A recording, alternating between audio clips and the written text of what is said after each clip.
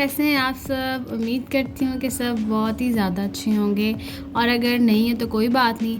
तो इतने दिन हो गए हैं मैंने व्लॉग बनाया ही नहीं है, तो जी मैं आज बना रही हूँ हलीम। जैसे कि मैंने आप लोगों को बताया था कि मुहर्रम में हमने बनानी है हलीम। तो जी हलीम की प्रिपरेशन जो है ना वो हमने एक रात पहले से स्टार्ट कर दी थी। जैसे कि आप लोगों को पता है कि जब भी हलीम बनाते हैं ना तो उसमें बड़ी कोई मेहनत लगती है, और इसमें इतनी सारी दालें होती हैं, दालों के साथ साथ गंदम होती है और जो होती है, फिर इन सारी दालों को जो है गलाना भी होता है। तो इसलिए इन सारी दालों को रात को जो है सोख करके रखते हैं ताकि सुबह जो है वो थोड़ी सी नरम हो जाए। तो जी हमने जो दालें ली थी वो थी चने की दाल, माश की दाल, मसूर की दाल, मूंग की दाल और चावल लिए थे, एंड गंदम ली थी जो मतलब प्रॉपर गंदम होती है ना वो। और अगर गंदम नहीं है तो साथ आप गंदम का दलिया भी ले सकते हैं। अच्छा जी, तो सारी दालों को जो है ना अच्छी तरीके से वॉश करके, जो दालें जो है हमने हाफ कप ली थी और जो गंदम है वो फुल कप ली थी।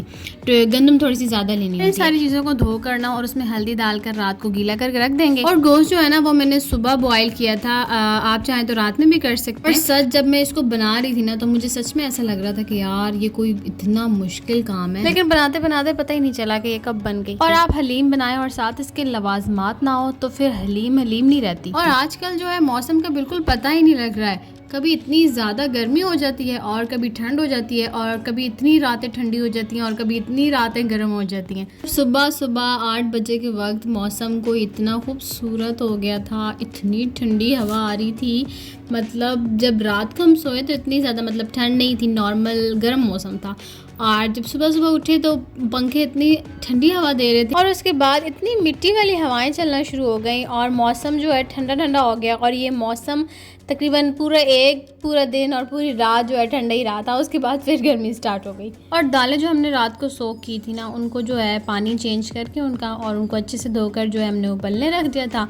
तो दालें भी 2 घंटे में तकरीबन गल गई थी। मैं सोच रही थी कि दालों को जो है कुकर में गलाना पड़ेगा क्योंकि उसमें गंदम वगैरह भी थी ना, तो शायद ये ना गल, लेकिन दालें जो है वो काफ़ी अच्छी गल चुकी थी। और जी मैं जा रही हूँ नॉर्मल चेकअप के लिए हॉस्पिटल। और जैसे कि मैं ये कहती हूँ कि घर में भी जब आप रहें ना तो अपने ऊपर काम किया करें, अपने सेल्फ पर काम किया करें, मतलब अच्छे बन के रहिए करें। एंड ऑब्वियसली जब आप घर में इतने अच्छे रह रहे हैं and you are going somewhere out, तो फिर आपको बाहर भी जाने के लिए अच्छे से तैयारी करनी पड़ती है, अच्छे ड्रेस निकालना पड़ता है, स्लीपर्स एंड मतलब एक अच्छी सी एसेसरीज़ वगैरह। तो ऐसे इंसान को बाहर जाना, और हर इंसान का एक अलग स्टाइल होता है, उसकी डिफरेंट पर्सनालिटी होती है और उस हिसाब से वो जो ड्रेस। तो इसी तरीके से जब मुझे कहीं बाहर जाना होता है ना तो मैं प्रॉपर हर चीज़ करती हूँ, फिर बाहर जाती हूँ। और दाल गलने के बाद जो है ना गोश्त जो है वो गल गया था, और उसके जो सारी मतलब बोटियाँ थी ना मैंने सारी निकाल ली, और उसके साथ जो है ये कीमे वाली मशीन में ना मैंने इसके रेशे बना लिए थे। और इन चीज़ों से इतना मेरा काम आसान हो गया था ना, बिकॉज़ कि हलीम बनाना जो है वो बहुत मतलब थोड़ी मेहनत उसमें लगती है। तो बाकी ये है कि दालें जब उबल गई थी उनको भी मैंने ग्राइंड कर लिया था, और जब गोश्त गल गया था तो उनको भी मैंने जो है ना मशीन में डाल के उसके रेशे कर लिया। अच्छा, हम जो है ना मसाला गोश्त में पहले नहीं डालते, पहले उसके रेशे बना लेते हैं। यखनी बनाने के बाद उसके रेशे बना लेते हैं और फिर उसके अंदर जो है ना उसको तेल में भून के और फिर सारा जो कौरमा वगैरह बनाना होता है हलीम का तो वो बनाते हैं। इससे ये होता है कि हमारे जो स्पाइसेस होते हैं वो ज़ाया नहीं होते।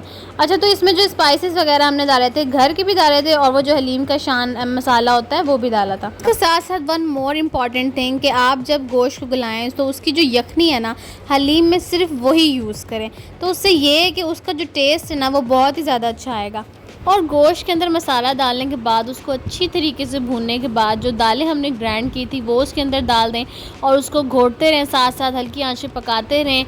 और ऊपर से जो आपने गरम मसाला वगैरह डालना है वो डाल दें, और फिर उसके बाद उसको बाउल में निकालें, उसको गार्निश करें।